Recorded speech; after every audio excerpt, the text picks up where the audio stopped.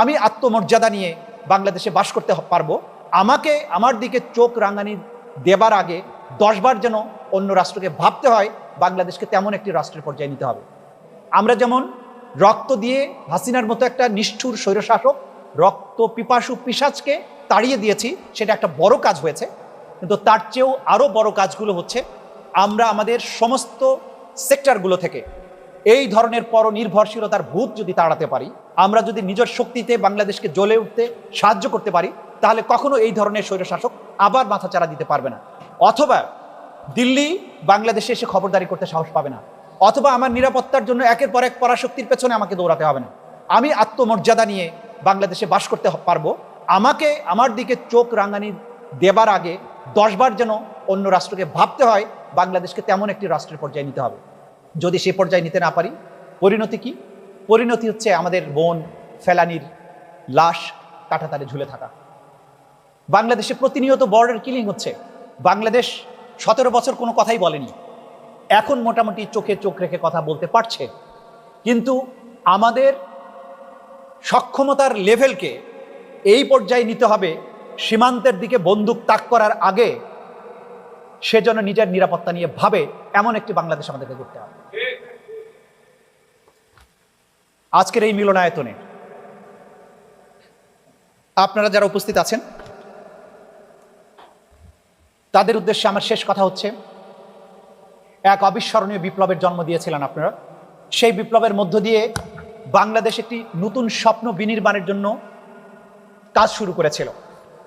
দুর্ভাগ্যজনকভাবে সেই স্বপ্নগুলো ক্রমাগত ফিকে হতে শুরু করেছে।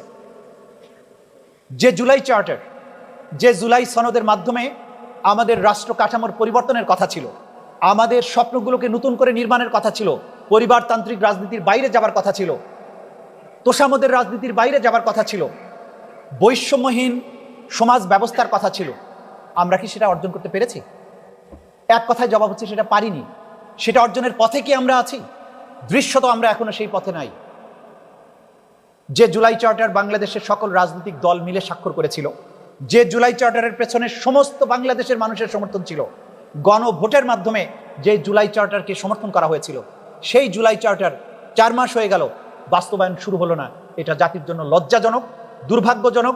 যদি জুলাই চার্টার আমরা বাস্তবায়ন না করি, আবু সাইদ মুগ্ধের রক্তের সাথে বেঈমানি করা হবে, জাতির সাথে বিশ্বাসঘাতকতা করা হবে বলে আমরা মনে করি।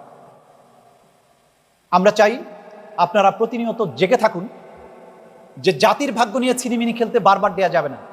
একটা জাতির তরুণ জনগোষ্ঠী প্রতিদিন রক্ত দেওয়ার জন্য রাজপথে নামবে না। জুলাইয়ের 36 দিনে রক্তের অক্ষরে আমরা যে ইতিহাসটা রচনা করেছি, আপনারা যে ইতিহাসটা রচনা করেছেন, সেই ইতিহাসের পেছনে যে আকাঙ্ক্ষা এবং স্বপ্ন ছিল, সেই আকাঙ্ক্ষা এবং স্বপ্ন বাস্তবায়নের জন্য প্রতিটি কাজ মেপে মেপে আমাদের করতে হবে।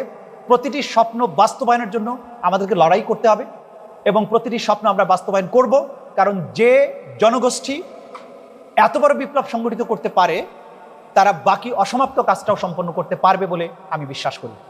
আজকে বাংলাদেশ ছাত্র পক্ষের এই 3য় প্রতিষ্ঠাবার্ষিকীতে তাদেরকে অভিনন্দন জানিয়ে আগামীর বাংলাদেশে একটা ইতিবাচক পরিবর্তন, শুধু রাজনীতিতে নয়, সকল ক্ষেত্রে একটা ইতিবাচক পরিবর্তন দেখার স্বপ্ন আপনাদের কাছে প্রকাশ করে আপনাদের সবাইকে শুভেচ্ছা জানিয়ে আমার বক্তব্য এখানে শেষ করছি। খোদা হাফেজ। বাংলাদেশ জিন্দাবাদ।